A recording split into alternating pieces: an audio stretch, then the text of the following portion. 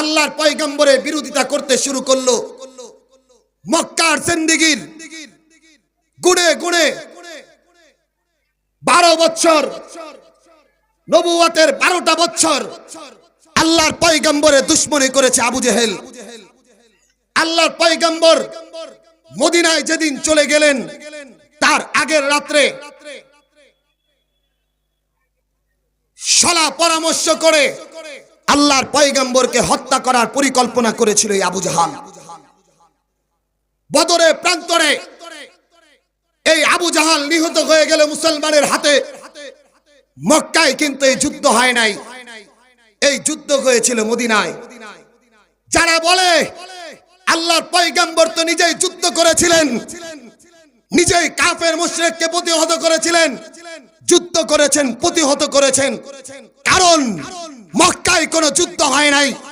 মক্কায় যুদ্ধ না হইয়া মক্কার দুরাচার গুলো, ইসলামের দুশমন গুলো মদিনায় আক্রমণ করেছেন। ওই আক্রমণের জবাব দেওয়ার জন্য 313 জন মুজাহিদ তৈরি হয়ে কাফের মুশরিকদের মূলোৎপাটন করেছিল। ও মুহতারাম হাজিরিন, যেই সেনা প্রধানের দায়িত্ব পালন করেছিল তিনি কিন্তু আবু জাহাল। বদরের যুদ্ধে 313 জনের হাতে 70 জন কাফের নিহত হয়ে গেল, অস্তিত্বহীন হয়ে গেল। বাবার মৃত্যুর প্রতিশোধ নেওয়ার জন্য আবু জেহেলের সন্তান ইকরামা উঠে পড়ে লেগে গেল। অর্থ দিয়ে, সময় দিয়ে, নিজের সমস্ত জমি জমা বিক্রি করে আল্লাহর পয়গম্বরের বিরুদ্ধে উহুদ যুদ্ধের এক সরঞ্জাম তৈরি করল। যত অস্ত্রের দরকার, যত লোকের দরকার, যত অর্থের দরকার, আবু জেহেলের সন্তান ইকরামা রাদিয়াল্লাহু তাআলা আনহু ইসলামের বিরুদ্ধে অবস্থান করতেছিল। শুধুমাত্র উহুদ নয়, বদর থেকে শুরু করে ইকরামা উহুদেও ইসলামের বিরুদ্ধে করছেন, খন্দকে ইসলামের বিরুদ্ধে অবস্থান করছেন। যতগুলা যুদ্ধ হয়েছে আল্লাহর পয়গম্বরের জীবদ্দশায়, প্রত্যেকটা যুদ্ধে ইকরামা ইবনে আবু জাহাল, আবু জেহেলের সন্তান ইকরামা বাবার প্রতিশোধ নেওয়ার জন্য আল্লাহর পয়গম্বরকে হত্যা করার পরিকল্পনা করেছিল। ও মুহতারাম হাজিরিন, আল্লাহ কপালে হিদায়াত রাখবেন। শুধু তাই না, যাইতে যাইতে যাইতে যাইতে মদিনার 8 বছর ফাতে মক্কার দিন আল্লাহর পয়গম্বর যেদিন মক্কার বিজয় হওয়ার সেই ঘোষণা দিয়ে দিলেন। ভালো করে বুঝবেন, আল্লাহর পয়গম্বর কয়েকটা কথা বলেছিলেন। যারা আল্লাহর ঘরে ঢুকবে তারা নিরাপদ, যারা নিজের ঘরকে আটকে রাখবে তারা নিরাপদ, যারা আবু সুফিয়ানের বাড়িতে ঢুকবে তারাও নিরাপদ। এদের মধ্যে থেকে পয়গম্বর যাদের নাম ঘোষণা করেছিলেন এদের আজকে ক্ষমা নাই। তাদের অন্যতম হলো আবু জেহেলের সন্তান ইকরামা, যাকে আল্লাহর পয়গম্বর মাফ করেন নাই, যাকে আল্লাহর পয়গম্বর ক্ষমা করেন নাই। ইসলামের বিরুদ্ধে এই পরিমাণ দুশমনী করেছেন, সাহাবায়ে কিরামকে এই পরিমাণ হত্যা করছেন। আল্লাহর পয়গম্বরের চাইতে দয়ালু কোনো নবী নাই। অথচ এই পয়গম্বর আবু জেহেল সন্তান ইকরামাকে ক্ষমা না করে তাকে যেখানে পাইবে সেখানে হত্যার সিদ্ধান্ত দিয়ে দিয়েছেন। চলতেছে দিন, আবু জেহেলের সন্তান যখন জানতে পারল আল্লাহর পয়গম্বর সকলে মাফ করছে, আমারে মাফ করে নাই, মক্কা থেকে পলায়া আরেক দিকে যাওয়ার সিদ্ধান্ত নিছেন।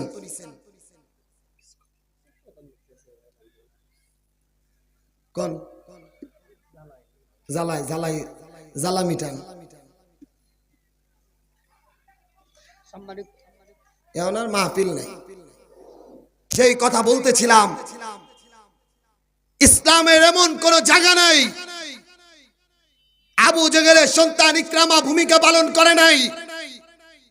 মক্কা বিজয় আল্লাহ রাসূল সবাইকে ক্ষমা করেছেন, যাদেরকে ক্ষমা করেন নাই তাদের অন্যতম হলো ইকরামা। ইকরামা মক্কা ছাইরা, নিজের ভূমি ছাইরা, সে যখন নিজের এলাকা ছাইরা দূরে যাইতেছে, ওনার স্ত্রী উম্মে হাকিম ডাক দিয়ে বললেন, স্বামী কোথায় যাচ্ছেন আপনি? বলে দেশ ত্যাগ করে চলে যাচ্ছি। বলে কেন যাচ্ছেন? বলে আব্দুল্লাহর ছেলে মুহাম্মদ সে তো আমাকে হত্যা করার পারমিশন দিয়ে দিছে। উম্মে হাকিম বললেন আমার একটা কথা শুনবেন নাকি? বলে কি? আপনি আমার সাথে যাবেন, আমি আল্লাহর পয়গম্বরের কাছে আপনার জন্য সুপারিশ করব, আপনার হত্যা উঠে যাবে। ইকরামা আবু জেহেলের সন্তান চিন্তা করলেন কোথায় যাব? মক্কা বাড়ি ঘর সব ছেড়ে কই যাবো আমি? রাতের বেলা স্ত্রীর সাথে নিয়ে আল্লাহর পয়গম্বরের কাছে আসলেন। আল্লাহর পয়গম্বর মুস্কি হাসি দিয়ে বললেন যাও ইকরামা তোমারে মাফ করে দিলাম। ও মুহতারাম হাজিরিন,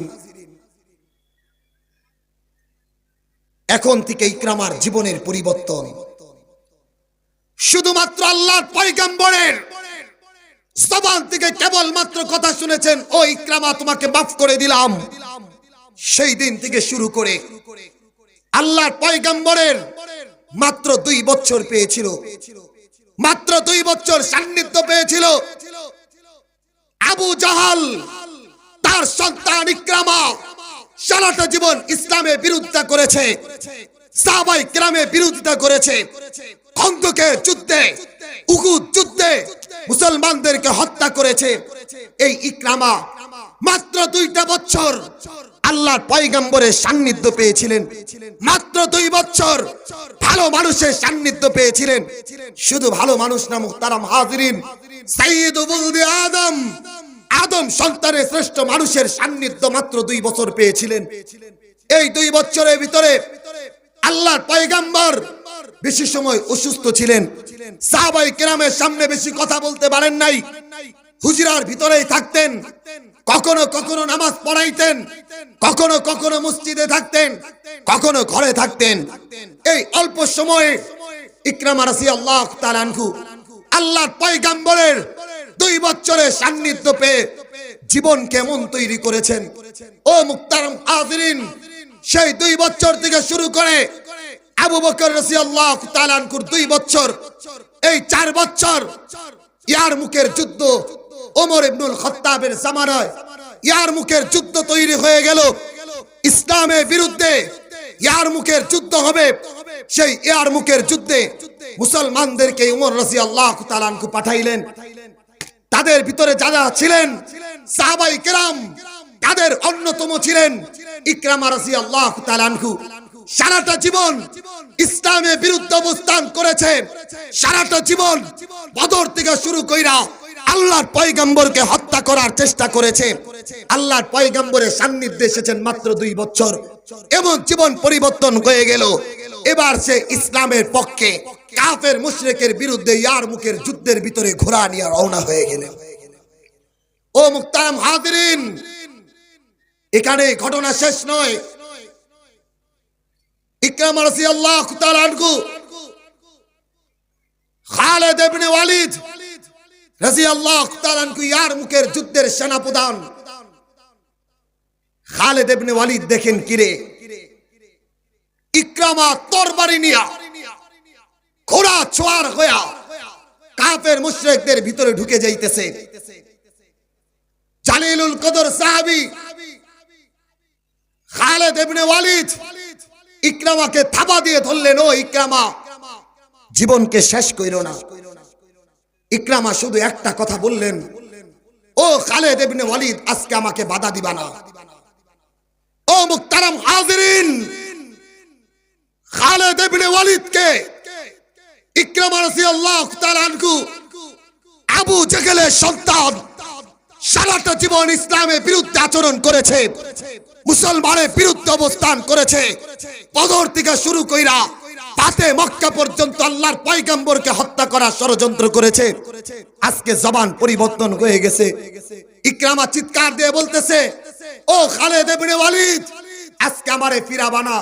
আমি ইসলামের বিরুদ্ধে দীর্ঘ সময় যুদ্ধ করছি, আজকে সেই যুদ্ধটাকে নিজের গুনাহগুলোকে মোচন করে আজকে ইয়ারমুকের ময়দানে শহীদ হইয়া আল্লাহর সামনে পুত পবিত্র অবস্থায় দাঁড়াইতে চাই। বলে দিলেন ইকরামা। শুধু বলে দিলেন তা না, খালিদ ইবনে ওয়ালিদ আর কোনো কথা বললেন না। যুদ্ধ করতেছিল, যুদ্ধ করতে করতে করতে করতে ইকরামা রাদিয়াল্লাহু তাআলা জমিনে পড়েছিলেন। যুদ্ধ শেষ। সাহাবায়ে কেরাম যখন গণনা করতেছেন কতজন হত্যা হলো, কতজন বেঁচে আছে, হঠাৎ করে এক সাহাবী শুনেন, হঠাৎ করে এক সাহাবী চিৎকার দিয়ে উঠলেন, পানি দাও। এই কথাটা শোনার সাথে সাথে আরেক সাহাবী দৌড়ায়া পানির বর্তন এনে সেই সাহাবীর মুখের সামনে ধরলেন। যখনই মুখের সামনে ধরলেন,